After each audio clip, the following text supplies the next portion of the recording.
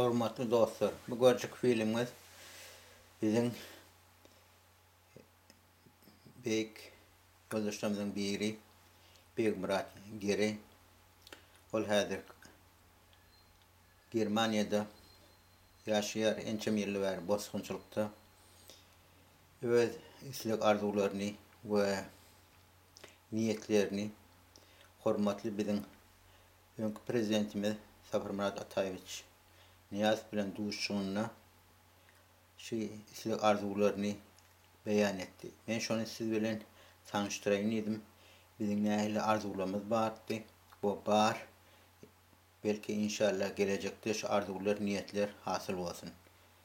Turmuş näme diýseň, diňe göreşdik bilýäs. Göreşmeli. Diňe parahatçylyk üçin, agda birlik üçin, ýaxşy niýetler üçin.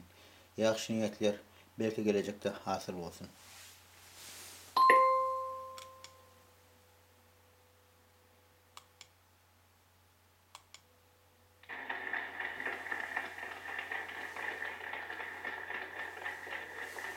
Milletimiň, döwletimiň güllemegini aladat etsek, biz onu Allah Taala onu öz sowabyny gazanmamız. Dogry mı ýollaşy?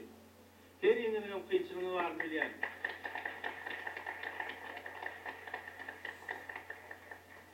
Çok sağ olun. Ýewropada gelen türkmenlerden bir şey soruyor. Begmurat Geri. Ýewropanyň dürli ýurtlaryndan Germaniýadan, Şwetsiýadan, Finlandiýadan, Awstriýadan gelen türkmenleriň tarapyndan bizim taýýarlan kutlu hatymyz bar. Birinden Urfat wazata kutlu haty okumakçy. Men özüm şun bütün dünýä taryhy türkmenlerini ören ägir ähmetli bolan taryhy güni bütün duruşum bilen, uýsanç we gonç bilen sözme başlaýan. Urfat wazata kutlu haty okajak. Ondan hormatly prezidentiň ýa-da teklip ederleri. Başta dörülür teklipler orta atın diyen teklibinden uğralıp özünün Türkistan teklibini de şunun ýygynyň aýtdy. Türkmenistanyň hormatly prezidenti Saparmurat Niýazow. Biz Türkmenistanyň garaşdyrlygynyň bir ýyllyk münasibetli geçirilýän dabaral bayramçylyga gatnaşmaga Germaniýadan, Awstriýadan, Finlandiýadan, Şwetsiýadan gelen türkmenler bütün dünýä türkmenleriniň gowanjy we büýsanjy bolan bu taryhy güni size we bütün türkmen milletine tüýsürekden kutlaýar.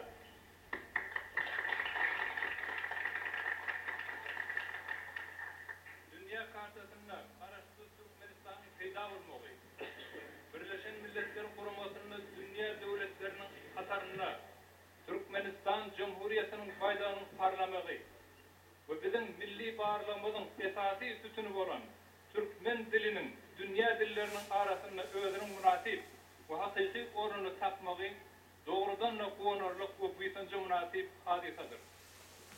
Bu hadisa biziň ýüreklerimizde Türkmenistanyň öz maddi we ruhy baýlyklaryny eýlik edip, öten adamlaryň gazananlarynyň demokratik prinsipler esasynda peýdalanmak bilen häzirki ajaýyp döwrümizde laýyk medeniýetli we modern Türkmenistanyň gurulmagyna uly umytlar beretýär. Türkmenler dünýäniň niresinde ýaşasalar-da öz ykballaryny Türkmenistanyň ykbaly bilen baglanşykda görmekleri tebiidir. Şonuň üçin onda geçýän wakalary we hadiseleri ýygyderli ýazarlar.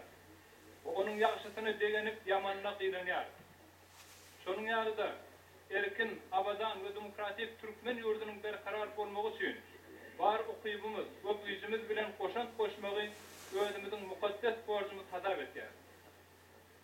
Ýene bir gezek bu ajaýyp taryhy güni kutlamak bilen bu garaşdyrlygy has berkitmek ornuny alyp barýan işlerimizde gün saýyn artýan uly üstünlikler arzu etýär.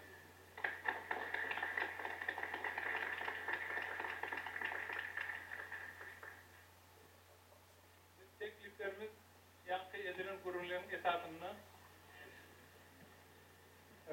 Türkmenistan Gümrük Birleşimiň dürli komitetleri var. Şoňa biz 2-3 tane komitesi arttırmağı teklif ediyor. Birinci, dünyada türlü yurtlarda yaşayan Türkmenlerin spesyalistlerinin, uzmanlarının Türkmenistan'a gelip bir iki ay işlemeyi, tecrübe alışmayı, türlü seminarlarda katlaşmayı yolu koymak için bir komite tutuyorum. Şu teklifi kabul edelim, bu teklif neyi öğreniyorlar? Kabul edelim, kararında da koşuyorum. Devlet onu teklif ediyen, özüm onu yaptı. Ağızdan Elis Babayet bilen, Muhammed Aydoğdu'yu bilen kararı tal. Mehmet Ali. İkinci, yukarı kuzaylarını Türkmenistan'ı okumak için türlü yurtlardan Türkmenler gelmeyi hüvat için geliyorlar ve endi gelecekler. Sebebi Türkmenler başka bir yurtlara okumaya gidenle 200-300 yıl vakt getiriyorlar. Şu yurdun dilini öğrenmeli. Onun için çok haracattır ihtiyaç. Ama Türkmenistan'a gelene derhal şu yukarı okuyucular yerleşip biliyor. Yani şunun kâr kıyımsızlıkları var, kâr meseleler var. Şu orada da bir komitet yaratıp, yani arttırıp, şu meselede yürüyte bir güç koyulsa şunu da teklif. O teklifim kullanayım ki ben çıkışımda yine Türkmenistan'ın Türkiye başka devletleri diğerlere ayıptım. O bir içimin ağrısı yetmeyen yani hünerler vardı. Ama taşlarda arkadaş Türkmenlerimizin gelip şu aşıvatta Türkmenistan'ı okumunu yürüyte ne bir görüdülüyüm. Sen teklifim boyunca yetinler onu kapatacak bir el şefler dördür. O doğruydu yani. Son için ben diyor çıkışımda şunu ayıtmanımım. Şu ayıtsanız bu da aynı. Sağ ol. Böyle.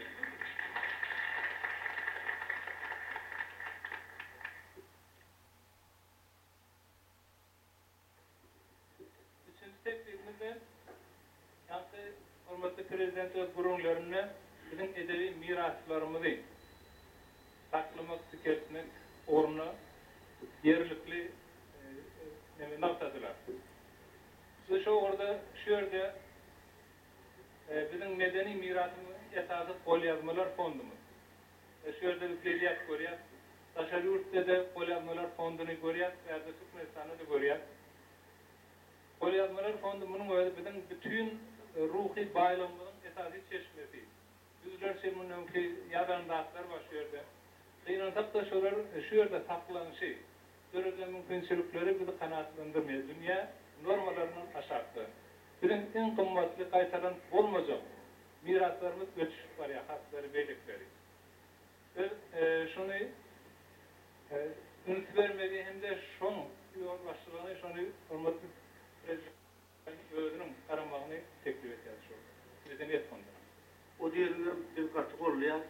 Türkmen'in geçmişi, tarihi, bilin büyük adamların gol yapmalarını yığınamak şehirdir. Türkmen'in komünitar birleşiminin ulur önüne duran meseleler olmalı.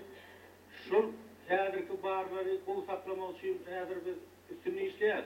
Yöne karışsızlık diyenler yanın bir yıl yöne nedik olsa ol bizim ruhu milli bayrağımı bahadiyet olmayacak. Onun karşısında şu karar eğer kabul etseniz Demirağ'ın diyenine Türkmen öz tarihinin tek doğru bilen abi. Türkmen sözünün nereden gelip çıkanını bilen arımlarımız doğru tek ayrı bilen abi. Kaçın görektür? Bir tarihi malumatlarda 7. asırda görektür diyen. Bir tarihi malumatlarda 10. 11. asırda görektür diyen. Kadim halklarımızda sözü yok. Türkmenlerin bir topar alımlamada diye biz Selçuklular, Oğuzlar, Haysi tarafından, şakatından bıraktığı dava için, tarih için yeni öğrenmeli. Son için bir kabile düzeninde, bir topar düzenliyorum. Benim tarihimi İran halkının tapağı diye okup, ağrıyımız sür bir nemeden çıkıyor. Özbek halkındanım, Arap halkındanım, hem koşulup orada Türkmen'in özünün bir geçen yolu var. Şu yolunu tapmak için indiki yılın yazında Türkmen'in tarihi vardı, ilmi yalaşı edelim. Onun için öz alimlenme değil, sizin içinden öz ürünleri tekrarın kitaphanelerine Berlin kitapxanalarına, Avrupa'da, London'da, başka ulu kitapxanalarda ilmi maglumatlar yığınap yürüyte bir Türkmenlerin geçmişi var da, ulu bir toparlanışık duyup halkımıza umut düşünürler. Doğrudan bizim görevliyimden bolan, anha kalkarlı duran şu nağısları, şu halıları ol yönü halk, kadimi halk olmadı etmeye. Ol bir milli bilim buydoncumuz, milli bilim buydoncumuz. Bunun bir tarih tarafından öğrenmek para dedi teklifin ha Belgrad tarafından kategorileri verip olsa ilmi taraftan iş çalışacaklar, oğanlı olmamız deyrekler. Şu yakınlarda Topordu'da yerlere gidip öğrenip ulur malumatlar toplap onun Türkmenlerin birleşiminin yardaki yörüte tarihimde bağışlanan bir yığına geçer. Şoňa radymy ýoldaşlar. Onu ýalňyş o. Bu taýdakylar saklamak barada onu nerip bolsa aýrat eder. Sağ olun, siz şu wagtlaryňyz üçin hem-de hurmatly prezidentden bizim tekliflerimizi şeýle gollamagy üçin minnetdarmyz. Hawa, sağ ol Beýmurat ağa. Ýaşyň uzak bolsun, görjen gawy bolsun. Madam şeýle biziň aramyzda bol. Ýaxşy niýetde bolaylyň, ýaxşy arzuwda bolaylyň. Ata watanymyza, ilimize, günümize gonaýlyň. Ýytanaýlyň. Agzy birlige, paragatçylyga, deňlige. Öz watanymyz, öz ilimiz, öz günümiz. Hawa, ata babamyzyň doglan mekany. Ajygullar, sijigullar geçiren yerleri. Can alıp can beren yerleri. Ol edi toprak. Bizim ata watanymyz, ilimiz, günümiz. Ýaşasyn parahatçylyk, ýaşasyn agzybirlik, ýaşasyn dogalluk. Ýaşasyn türkmen döwletimiz. Ýaşasyn türkmen halgymyz, türkmen ilimiz, türkmen dogallarymyz. Birek silalyň, hormat goýaýlyň. Ata watana, ile günen, türkmen döwlet ýolbaşçylarymyza. Gonaýlyň, biýsanaýlyň. Belki arzuwlarymyz hasyl bolar. Ýaxşy niýetde bolaylyň, ýaxşy arzuwda bolaylyň. Köp sag bolyň. Şanyňyz sag bolsun, başyňyz dik bolsun. Arzuwlaryňyz hasyl bolsun, gaplaryňyzda toý bolsun. Ak ýürekden eden niýetleňizde, eden dogalaryňyz kabul bolsun. Sag bolun, hoş.